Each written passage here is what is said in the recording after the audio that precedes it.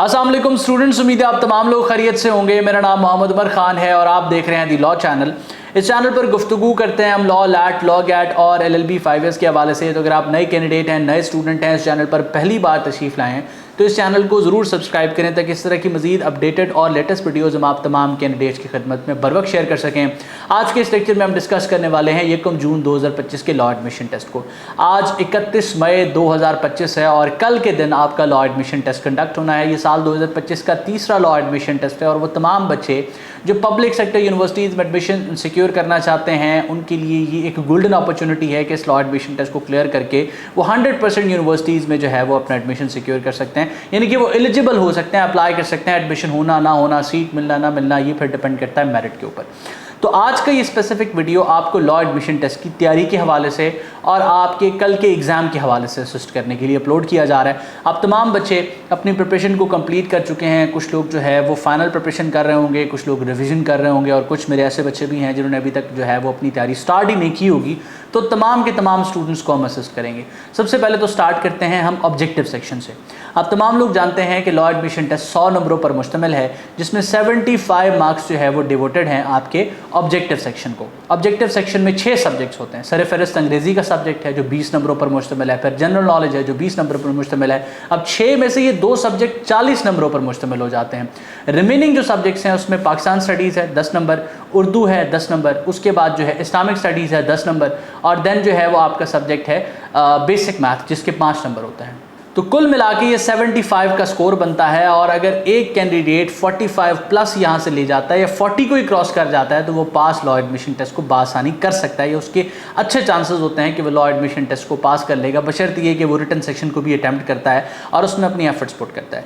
लेकिन जब हम फाइनल रिजल्ट देखते हैं, स्टूडेंट्स जब मेरे साथ रिजल्ट कार्ड अपना शेयर करते हैं तो उसमें होता क्या है कि 75 में से किसी बच्चे ने 20 स्कोर किया होता है, किसी ने 22 स्कोर किया होता है, किसी का 25 स्कोर होता है। 30 के गिर्द जाके उनकी ब्रेक लग जाती है। मैक्सिमम भी अगर कोई बच्चा जाए जो विदाउट प्रिपरेशन जाता है या जो फेल हो जाता है उनके 32-33 नंबर होते हैं।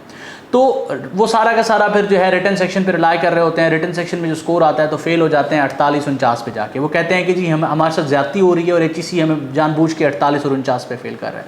मैं उन बच्चों को ये कहता हूँ कि अगर आपका MCQs में ही 60 स्कोर हो तो वह कैसे आपको फेल करेंगे। देखें, कोई भी इदारा किसी स्टूडेंट के साथ ज्यादती नहीं करता।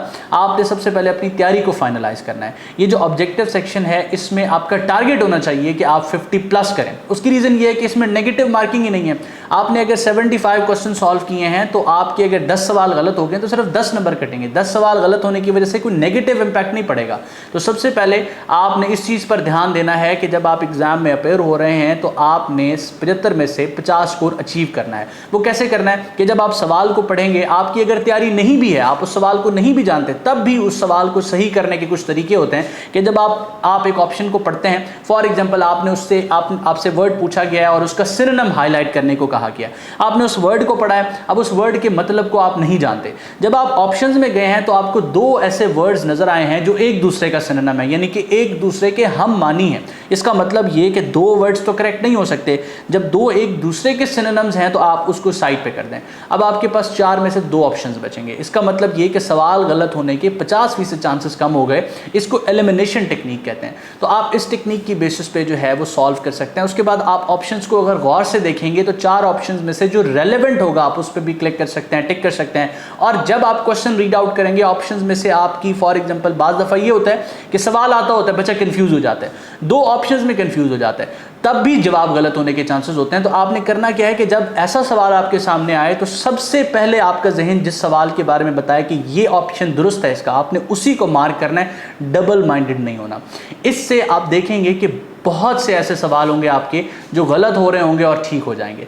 दूसरी गलती आपने क्या नहीं करनी कि बच्चा प्रिपेयर्ड होता है, उसको सवाल भी आता है, लेकिन जब वो पेपर सॉल्व करने लगता है तो अगर उसने क्वेश्चन नंबर 1 का आंसर मार्क करना था, क्योंकि आपने जो क्वेश्चन पेपर है उस पर मार्क नहीं करना होता, आपको एक क्वेश्चन बुक दी जाती है, उसके बाद आपके साथ क्या होता है कि आपको एक बबल शीट दी जाती है, उस बबल शीट पर आपने मार्क करना होता है। तो आप देखेंगे कि इस तरह की एक क्वेश्चन बुक आपको दी जाती है। आई थिंक आप ये सही तरीके से नहीं देख पा रहे होंगे, लेकिन इस तरह की एक क्वेश्चन बुक होती है, इसके मुख्तलिफ कलर्स होते हैं। जब आप इसको ओपन करते हैं तो ये इस तरीके से स्टेपल शुदा होती है और आपके सामने जो है वो क्वेश्चंस आपको नजर आते हैं। तो ये आपने इस पर सॉल्व नहीं करना होता, आपको इसके साथ जो है वो इस तरह की एक बबल शीट दी जाती है। अब ये सारी चीज़ें सैम्पल के तौर पर हम एलिमेंट्स ऑफ फ्लैट के साथ देते हैं ताकि जो स्टूडेंट है वो अपने आप को प्रिपेयर कर सके। इस तरह की एक बबल शीट होती है, ये भी आपको शायद रोशनी की वजह से, लाइट की वजह से ना नजर आ पाए, लेकिन इस तरह की एक बबल शीट होती है। आपने सवाल पढ़ना है। अब स्टूडेंट क्या करता है कि क्वेश्चन नंबर 3 को पढ़ा, क्वेश्चन नंबर 4 पे जाके मार्क कर दिया। अब चाहे उसका सवाल ठीक भी हो, लेकिन क्वेश्चन बुक तो आंसर की के अकॉर्डिंग चेक होनी है, तो जब ये चेक होगी तो उसको स्कोर नहीं मिलेगा।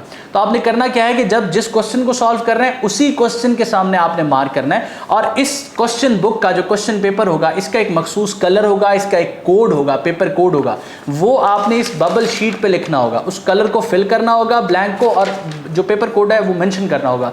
अगर आपने वो गलत मेंशन कर दिया आपको स्कोर 0 मिलेगा ऑब्जेक्टिव सेक्शन में। इस चीज़ का भी ध्यान रखना है। तो ये चंद चीज़ें हैं जो ऑब्जेक्टिव के हवाले से आपने ज़हन नशीन करनी है। ये वीडियो आपको असिस्टेंस प्रोवाइड कर रहा है एग्जाम डे के हवाले से। अच्छा, अब यहाँ उन बच्चों की भी साथ साथ बात करते चलते हैं जिन्होंने अपनी ना तो प्रिपरेशन स्टार्ट की है ना उन्होंने प्रिपेयर किया, क्योंकि ये तो जो मैं गाइडेंस दे रहा हूँ ये तो उन बच्चों के लिए है जो प्रिपेयर कर चुके हैं, रिवीजन कर रहे हैं, साथ साथ ही उनको भी फैसिलिटेट करेगी जिन्होंने अभी तैयारी स्टार्ट नहीं की। लेकिन एक टिप उन बच्चों के लिए जिन्होंने अभी अपनी तैयारी स्टार्ट नहीं की, आप सबसे पहले द लॉ अकेडमी की वेबसाइट पर चले जाएं, वहां पास पेपर्स आपको मिल जाएंगे। डिस्क्रिप्शन में पास पेपर्स का लिंक दे दूंगा। पास पेपर्स को पढ़ें, ऑब्जर्व करें, क्वेश्चंस की नेचर देखें, उन सारे पास पेपर्स को पढ़ने के बाद फिर इंटरनेट को यूज करें और साथ साथ जो द लॉ चैनल की कम्युनिटी है उसको ज्वाइन करें। वहां पर आपको मटेरियल भी हम शेयर करेंगे, मॉक भी दोबारा से शेयर कर देंगे। वहां से आपको फायदा ये होगा कि आप बजाय इसके कि कुछ भी ना पढ़ें, आप कुछ ना कुछ पढ़ लेंगे। इसके अलावा ये सारा इंटरमीडिएट का सिलेबस है, इंटरमीडिएट से रेलेवेंट उसी तरह के उसी लेवल ऑफ डिफिकल्टी के क्वेश्चन होंगे, नई चीज़ नहीं है। तो आपने कॉन्फिडेंट रहना है। ऑब्जेक्टिव सेक्शन को डिस्कस करने के बाद हम चलते हैं सब्जेक्टिव सेक्शन की तरफ। सब्जेक्टिव सेक्शन में आपको एक मजमून लिखना होता है और एक ज़ाती राय, पर्सनल स्टेटमेंट लिखनी होती है। वैसे जो आपसे लैट में पर्सनल स्टेटमेंट पूछी जाती है वो पर्सनल स्टेटमेंट की डेफिनेशन पे पूरा नहीं उतरती जिस तरीके से वो सवाल पूछा जाता है, लेकिन स्टिल HEC उसको पर्सनल स्टेटमेंट कहती है तो हमें भी उसको पर्सनल स्टेटमेंट कहना पड़ेगा। तो जो एसे आपका है, एसे में और पर्सनल स्टेटमेंट में सबसे पहला होता है लैंग्वेज की सिलेक्शन।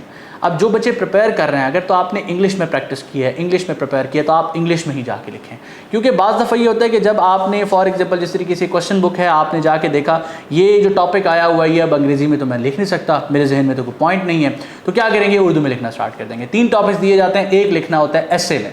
तो आपने ऐसा नहीं करना, जिस लैंग्वेज में प्रैक्टिस की है उसी लैंग्वेज में कोशिश करना है कि आप टॉपिक को अटेम्प्ट करें। अच्छा, उसके बाद लैंग्वेज मैटर नहीं करती, आप अंग्रेजी में लिखेंगे, उर्दू में लिखेंगे, आपको 15 में से स्कोर दिया जाएगा। कोई नेगेटिव इंपैक्ट नहीं है कि इस बच्चे ने अंग्रेजी में नहीं लिखा तो उसको स्कोर कम दे देते हैं, ऐसा नहीं होता।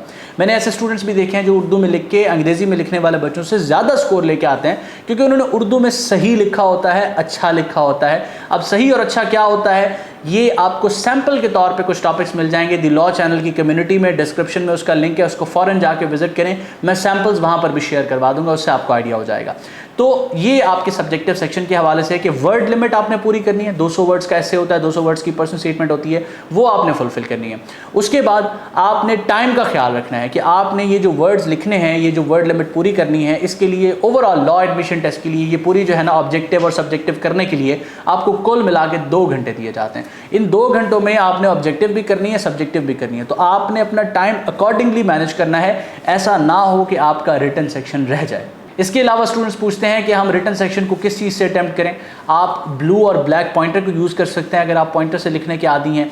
आप जो है वहाँ पर मार्कर भी यूज़ कर सकते हैं अगर वो शीट इजाज़त देती है। अगर फॉर एग्जांपल उस शीट की क्वालिटी इतनी अच्छी नहीं है कि आपकी जो है ना back side of the page पे उसका प्रिंट जाता है, तो फिर आपने जो है वो मार्कर यूज़ नहीं करना। ऐसे में कोटेशन आप दे सकते हैं, देना चाहें अगर रेलेवेंट है बहुत ज़्यादा, वरना आप उसको जो है वो ना दें। उसके बाद जो पर्सनल स्टेटमेंट है वो आपका अपना पॉइंट ऑफ व्यू है किसी स्पेसिफिक टॉपिक पे, उस पर आपको कोटेशन लिखने की ज़रूरत ही नहीं है, आपने अपना पॉइंट ऑफ व्यू शेयर करना है।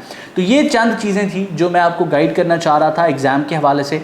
आपके जहन में कोई भी सवाल है, एग्ज़ाम पर्सपेक्टिव से कोई चीज़ कंफ्यूज कर रही है, बिला झिझक हमारी टीम के साथ इन टच आएँ। इसके अलावा वो बच्चे जो लॉ एडमिशन टेस्ट में अप्लाई नहीं कर सके, आपने नेक्स्ट लॉ एडमिशन टेस्ट के लिए अभी से प्रिपेयर करना स्टार्ट करना है, क्योंकि बहुत लिमिटेड टाइम है और बहुत नैरो चांसेस हैं कि उस लॉ एडमिशन टेस्ट की बेसिस पे यूनिवर्सिटीज़ आपको कंसीडर करेंगी। तो वो लास्ट चांस होगा आपका, आपने उसको मिस नहीं करना। वो जुलाई के महीने में कंडक्ट कर लिया जाएगा। उसकी अप्लाई के हवाले से और उसकी अनाउंसमेंट के हवाले से जल्द इस चैनल पर आपके साथ हम शेयर करेंगे। अल्लाह आपका हामी नासिर हो। आप तमाम स्टूडेंट्स जो 1 जून 2025 के टेस्ट में अपेयर हो रहे हैं उनके लिए मेरी तरफ से नेक ख्वाहिशात। आप हमारे साथ इन टच रहें। व्हाट्सएप नंबर, व्हाट्सएप टीम हमारी अवेलेबल है आपको असिस्ट करने के लिए। अपना बहुत सारा ख्याल रखें। दुआ में मुझे और मेरी टीम को ज़रूर याद रखें। अल्लाह हाफ़िज़।